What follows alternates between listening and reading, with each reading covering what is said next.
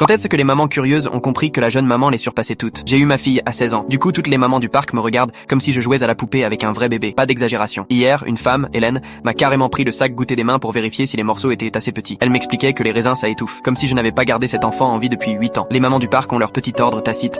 Les jeunes mamans sont sous la maman primo-lectrice d'un manuel, mais un peu au-dessus du papa qui garde les enfants pour la journée. Elles sont sur les bancs, sacs de marque comme bouclier, lunettes de soleil énormes. Elles chuchotent pour que j'entende. Pauvre gosse, elle doit pas connaître les stades de développement. Julie a dit ça pendant que j'aidais Clara au bar. Karine a enchaîné. Elle connaît les règles pour les sièges d'auto? Faut qu'on vérifie. Elles se sont faites juges sans invitation. Ma fille Clara a 8 ans. Elle va super bien. Elle lit 2 niveaux au-dessus. Elle peut nommer tous les os du corps humain. Je lui ai appris. Mais allez, parlez encore de comment je tiens son sandwich. Samedi dernier, on était à la fête de printemps de l'école. J'aidais Clara à se faire maquiller quand Hélène arrive. Elle voit la brique de jus dans la main de ma fille. Tu lui donnes du sucre avant midi. Scandale. Elle a arraché la boîte des mains de ma fille. J'ai repris la boîte. Elle vient de jouer au foot 2 heures. Hélène. Elle en a besoin. Hélène s'adresse aux parents qui s'amassent. Voilà exactement ce que je disais sur les jeunes mères. Elles ne comprennent rien à la nutrition. Elle a essayé de la reprendre. J'ai tendu le bras pour qu'elle n'attrape rien. Je donne des cours de nutrition à l'hôpital. La cantine de l'hôpital ce n'est pas une salle de cours, ma chérie, a dit Karine en rigolant. Puis elle a vu le pansement de Clara et a sorti son téléphone. C'est de la maison, elle se fait souvent mal. Elle a commencé à photographier le genou en demandant si maman perd souvent son sang-froid. J'ai repoussé le téléphone de Karine. Arrête d'interroger ma fille pour une égratignure de foot. Julie a fait un bruit choqué, trop défensive. C'est inquiétant, faut d'appeler quelqu'un. Appeler pourquoi? Un pansement. Elles se sont mises en cercle pour chuchoter. J'ai pris une grande respiration et j'ai expliqué. Je suis infirmière puéricultrice. Je sais ce qui est adapté pour un enfant. Bien sûr que tu sais ma grande.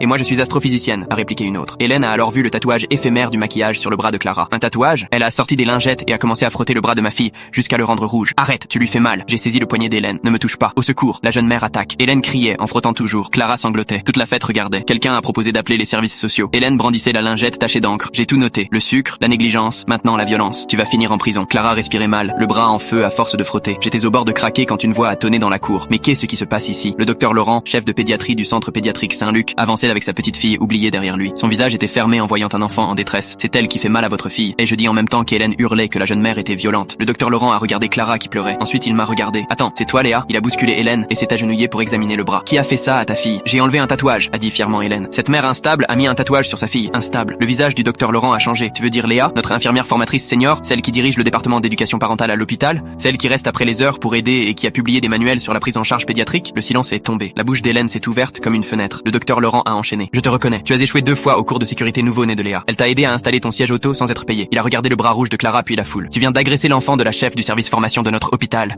La femme qui apprend aux médecins à parler aux parents.